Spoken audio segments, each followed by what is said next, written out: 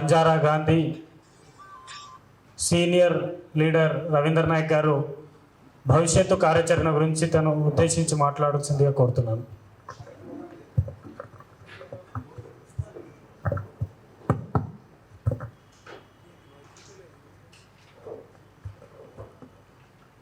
మిత్రులకి, విచ్చేసినటువంటి పెద్దలకి నా యొక్క నమస్కారాలు. నేను పూర్తిగా నా యొక్క పరిచయం చేస్తాను. ధరావత్ రవీంద్ర నాయక్, మాజీ ఎంపీ, మాజీ మంత్రి, మాజీ జాతీయ ఎస్సీ ఎస్టీ కమిషన్ మెంబర్. ప్రస్తుతం నేను భారతీయ జనతా పార్టీలో నేషనల్ కౌన్సిల్ మెంబర్గా గత 2019 నుంచి పార్టీలో పనిచేస్తున్నా. ఈ క్షణం నుంచి నేను భారతీయ జనతా పార్టీకి రాజీనామా, పాత్రికేయ మిత్రుల సాక్షిగా రాజీనామా సమర్పిస్తున్నా. అయితే నేను పార్టీలో ఎందుకు చేరిన, బీజేపీలో ఎందుకు బయటికి వెళ్తున్నా అనే విషయం మీదనే ఈరోజు మీ అందరినీ పిలవడం జరిగింది. నాకున్నటువంటి చరిత్ర 1973లో ఇప్పుడు ప్రెస్ నోట్ కూడా మీకు ఇవ్వడం జరిగింది. ప్రెస్ నోట్ ఇందికా ఈ ప్రెస్ నోట్లో కూడా డీటెయిల్స్ అన్నీ ఇవ్వడం జరిగింది. దీనికి అనుగుణంగా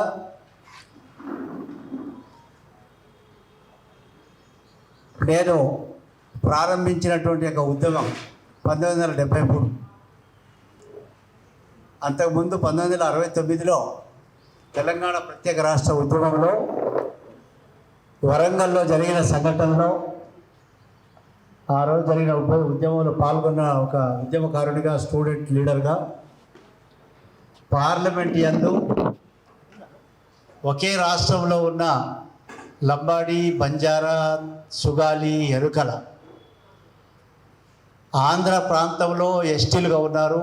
తెలంగాణలో 1976 వరకు లేరు. మన రాజ్యాంగ నిర్మాత బాబాసాహెబ్ అంబేద్కర్ కల్పించినటువంటి యొక్క రిజర్వేషన్లు తెలంగాణ ప్రాంతంలో ఉన్న లంబాడి, బంజారా, ఎరుకల, సుగాలి తెగలకు 1976 వరకు లభించలేదు. సో ఒకే రాష్ట్రంలో ఈ వ్యత్యాసం ఎందుకని నేను ఆ రోజు విద్యార్థి నాయకునిగా పీయూసీ చదువుకుంటూ, నిజాం కాలేజీలో పీయూసీ చదువుకుంటూ హైదరాబాద్లో ఈ మూమెంట్ లీడ్ చేసి 1976లో 108 ఆఫ్ 1976 పార్లమెంట్ యాక్ట్ ద్వారా ఆ రోజు తెలంగాణ రాష్ట్రానికి ఎటువంటి బిల్లు, ప్రత్యేక రాష్ట్ర బిల్లు పెట్టినారో అటువంటి బిల్లే నేను 1976లో అటువంటి బిల్లు పార్లమెంట్లో వచ్చే విధంగా ఉద్యమం చేసి సాధించుకున్నాం. తదుపరి నేను నల్లగొండ జిల్లా దేవరకొండ నుంచి 2 సార్లు ఎమ్మెల్యేగా, మంత్రిగా నేను పనిచేయడం. తదుపరి 1986లో జాతీయ ఎస్సీ ఎస్టీ కమిషన్ మెంబర్గా దేశంలోని పలు ప్రాంతాల్లో గిరిజనులు కానీ ఇతర పేద వర్గాల వారి యొక్క పరిస్థితుల్ని అవగాహన చేసుకోవడానికి స్టడీ టూర్ కూడా చేయడం జరిగింది, బంజారా రథం వేసుకొని. దాని తదుపరి మరి ఖమ్మంలో జరిగినటువంటి పార్లమెంట్ ఎన్నికల్లో 1978లో నేను పార్లమెంటు అభ్యర్థిగా, బీజేపీ అభ్యర్థిగా పోటీ చేయడం జరిగింది. గణనీయమైన ఓట్లు సాధించినటువంటి ఆ సందర్భం. తదుపరి నేను 2001లో తెలంగాణ రాష్ట్ర సమితి పార్టీలో మలిదశ ఉద్యమంలో పాల్గొని 2004లో ఎంపీగా నేను ఎన్నుకోబడి తెలంగాణ రాష్ట్ర ఆవశ్యకత, తెలంగాణలో ఉన్నటువంటి పరిస్థితుల్ని పార్లమెంట్లో ధారాళంగా నేను తెలంగాణ వాణిని వినిపించినటువంటి మొదటి వ్యక్తి నేను. మా నాయకుడేమో ఒకరోజు కూడా, ఒక నిమిషం కూడా మాట్లాడలేదు ఆ రోజుల్లో. కానీ నేను ఒక ఎంపీగా సహచర పార్లమెంట్ సభ్యునిగా మాట్లాడడం జరిగింది. దాని తదుపరి మరి 2014లో మనం తెలంగాణ సాధించుకున్నాం. అనేక మంది ఆత్మత్యాగాలు చేసి అనేక మంది ఆస్తులు పోగొట్టుకున్నారు. నాలాంటి వాళ్ళు పదవులను కూడా త్యాగం చేసినారు. మరి చేసి సాధించుకున్న తెలంగాణ గత 10 సంవత్సరాల్లో అంటే 5 సంవత్సరాలుగా మొదటిసారి ముఖ్యమంత్రి అయిన దళితుని ముఖ్యమంత్రి చేస్తానని తనే ముఖ్యమంత్రి అయిపోయి తెలంగాణను అన్ని విధాలుగా మరి అవినీతి, కుటుంబ పాలన, అరాచకం పాలన చేసినటువంటి ఆ పాలనలో తెలంగాణ నష్టపోయిందని చెప్పేసి నేను ఆ పార్టీ నుంచి బయటికి రావడం, తదుపరి 2019లో బీజేపీ పార్టీలో చేరిన.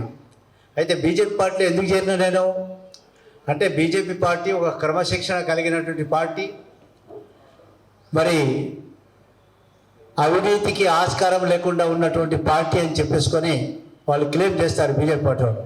సో అటువంటి పార్టీలో ఉంటేనే తెలంగాణలో జరుగుతున్న నష్టాన్ని, విధ్వంసాన్ని అరికట్టొచ్చనే గొప్ప ఉద్దేశంతో నేను బీజేపీ పార్టీలో చేరడం జరిగింది 2019లో. అయితే 2019 నుంచి ఈ రోజు వరకు తెలంగాణలో బీజేపీ పార్టీని పటిష్ట చేయడానికి నా వంతు కృషి చేయడం,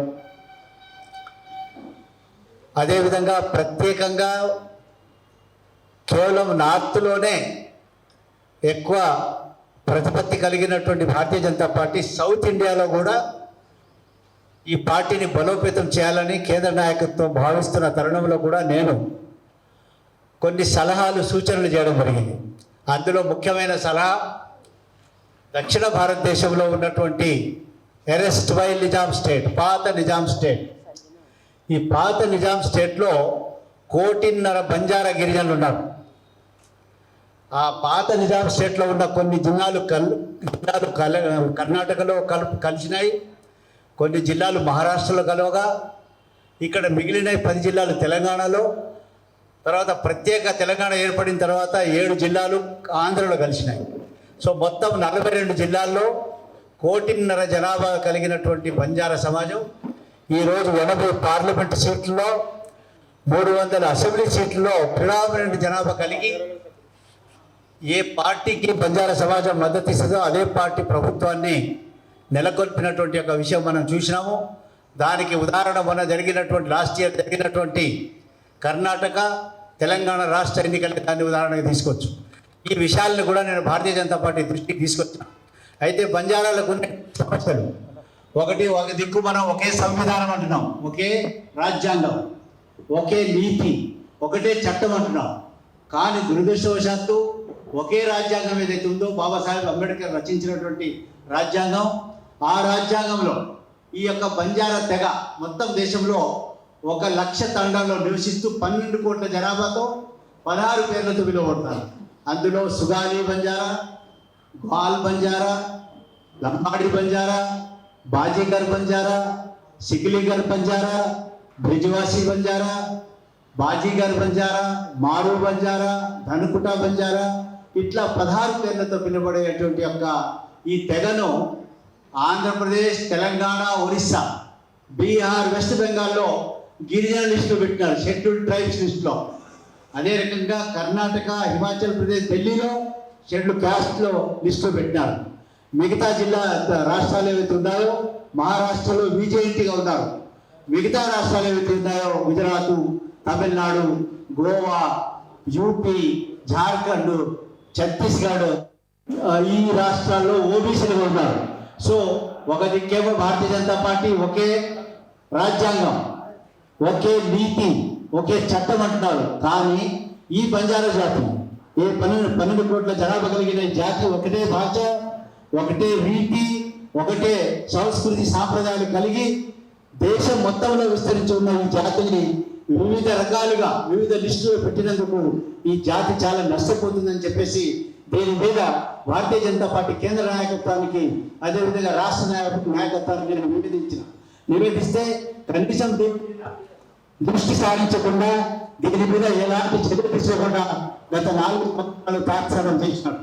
సో నేను వాళ్ళని కన్విన్స్ ఏం చేయలేకపోయినా వాళ్ళే కావాలని మరి ఉద్దేశంతో దీన్ని అర్థం చేసుకోలేదా అని చెప్పేసి నాకు డౌట్ వచ్చి ఈ రోజు తెలంగాణలోనే కాకుండా మొత్తం దేశంలో విస్తరిస్తున్నటువంటి యొక్క ఒకే జాతి, ఒకే భాష, ఒకే సంస్కృతం కలిగినటువంటి ఈ యొక్క బంజారా లంబాడి జాతి దేశంలో 150 పార్లమెంట్ స్థానాల్లో, అదే రకంగా రాష్ట్రాలలో 600 అసెంబ్లీ స్థానాల్లో ఉన్నటువంటి యొక్క ఈ జాతిని రాజ్యాంగంలోని ఒకటే షెడ్యూల్ కింద తీసుకురావాలని, అదేవిధంగా ఎక్కడైతే ఎస్సీ ఎస్టీలుగా లేవో అక్కడ వీళ్ళని ఎస్టీలుగా గుర్తించాలనే డిమాండ్, అదే రకంగా ఈ హైదరాబాద్లో ఉన్నటువంటి యొక్క బంజారా హిల్స్ సేవాలాల్ మహారాజ్ గారు జగదంబ మాతతో మరి వారి దర్శనం ప్రత్యక్షించి చేసుకున్నటువంటి యొక్క సేవాలాల్ మహారాజు వృద్ధి చేసిన ప్రాంతమే బంజారా హిల్స్ ప్రాంతం. ఈ ప్రాంతంలో అప్పటి నవాబు రాజు ఈ యొక్క సేవాలాల్ మహారాజ్ గారి పేరుతో 350 ఎకరాల భూమిని కేటాయించినారు. ఇది రికార్డు చెప్తున్నాయి. సేవాదాస్ జిల్లాగా పేరు పెట్టినారు. అటువంటి ప్రాంతమైనటువంటి బంజారా హిల్స్ లో సేవాలాల్ మహారాజ్ గారు జగదంబ మాదిరిగా భోజన మందిరాలను నిర్మించడానికి 10 ఎకరాల భూమిని కేటాయించాలని కూడా డిమాండ్ చేయడం జరిగింది. అదే రకంగా దేశంలో ఉన్నటువంటి 1,00,000 బంజారా ప్రాంతాలని తాండా రెవెన్యూ గ్రామ పంచాయతీలను గుర్తించాలని డిమాండ్ చేసిన. అదే రకంగా లిపి లేనటువంటి యొక్క బంజారా భాష గోర్బోలిని రాజ్యాంగంలోని 8వ షెడ్యూల్లో చేర్చి రోమన్ లెటర్స్ లో భాషను అభివృద్ధి చేయాలని నేను డిమాండ్ చేయడం జరిగింది. అదే రకంగా ఈ యొక్క గిరిజనులు ఉన్నటువంటి ఐక్యం చాటి వాళ్ళకు ఉన్నటువంటి సమస్యలు తీర్చడానికి, స్టడీ చేయడానికి బంజారా కమిషన్ ఏర్పాటు చేయాలని చెప్పేసి నేను డిమాండ్ చేయడం జరిగింది. కానీ ఈరోజు భారతీయ జనతా పార్టీ కేంద్ర నాయకత్వం కానీ రాష్ట్ర నాయకత్వం దీన్ని పట్టించుకోలేదు.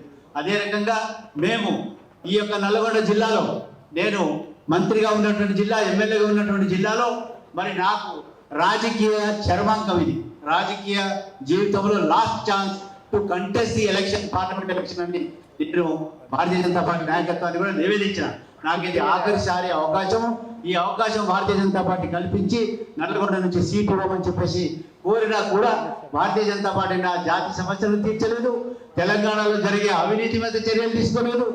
నాకు నేను ఏదైతే రిక్వెస్ట్ చేసినో నా రిక్వెస్ట్ను కూడా బేఖాతరు చేసినటువంటి భారతీయ జనతా పార్టీ ఏదైతే ఉందో, ఈ భారతీయ జనతా పార్టీని తెలంగాణ ప్రజలు కూడా ఎన్నికల్లో మరి ధిక్కరించినారనే విషయాన్ని కూడా ఈ సందర్భంగా తెలియజేస్తూ నేను ఈరోజు భారతీయ జనతా పార్టీకి రాజీనామా చేస్తున్నానని, మీ ద్వారానే రాజీనామా నేను ఈరోజు చేస్తున్నానని తెలియజేస్తూ, నేను ఏ పార్టీలో చేరాలన్నా లేక భవిష్యత్ కార్యాచరణ ప్రకటించాలన్నా వచ్చే కాలంలో నా యొక్క మరి రాజకీయ భవిష్యత్తు గురించి తెలియజేస్తానని ఈ సందర్భంగా తెలియజేస్తూ, మరి ముఖ్యంగా మరొకసారి నేను రిపీట్ చేస్తున్నా, తెలంగాణలో జరిగిన విధ్వంసం, తెలంగాణలో జరిగినటువంటి అవినీతి, తెలంగాణలో జరిగేటువంటి యొక్క రైతుల ఆత్మహత్యలు, నిరుద్యోగుల సమస్యలు, మహిళా సాధికారిత విషయంలో కేంద్ర ప్రభుత్వం కంప్లీట్గా విఫలం కావడం వల్ల మరి మొన్నటి ఎన్నికల్లో మరి బండి సంజయ్ గారు రాష్ట్ర అధ్యక్షులుగా ఉన్నప్పుడు భారతీయ జనతా పార్టీ ఏదైతే ఉధృతంగా మరి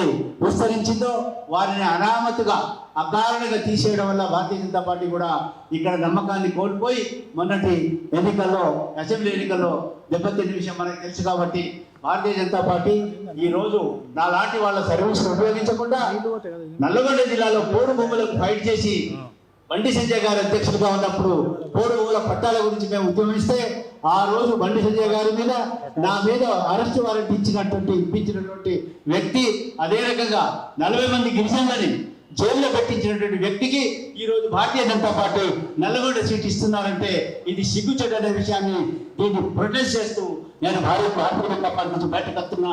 నా యొక్క ఈ యొక్క మరి పరిస్థితిని నేను ఈ మీ ద్వారా తెలియజేస్తూ, రేపు వచ్చే కాలంలో ఈ తెలంగాణ ప్రజల యొక్క కష్టాలని మరి అదేవిధంగా ఎదుర్కొనే సమస్యల్ని, వలసలు వెళ్ళే వారి యొక్క సమస్యల్ని పరిష్కరించడానికి శాయశక్తుల పనిచేస్తానని కూడా తెలియజేస్తూ, నాకు ఈ అవకాశం ఇచ్చి మీరు వచ్చేసినటువంటి మిత్రులకి ధన్యవాదాలు తెలియజేస్తూ ముగిస్తున్నాను. నా వెంబడి మరి నా రైట్ సైడ్లో కూర్చున్నది భారత్ జీ రవి నాయక్.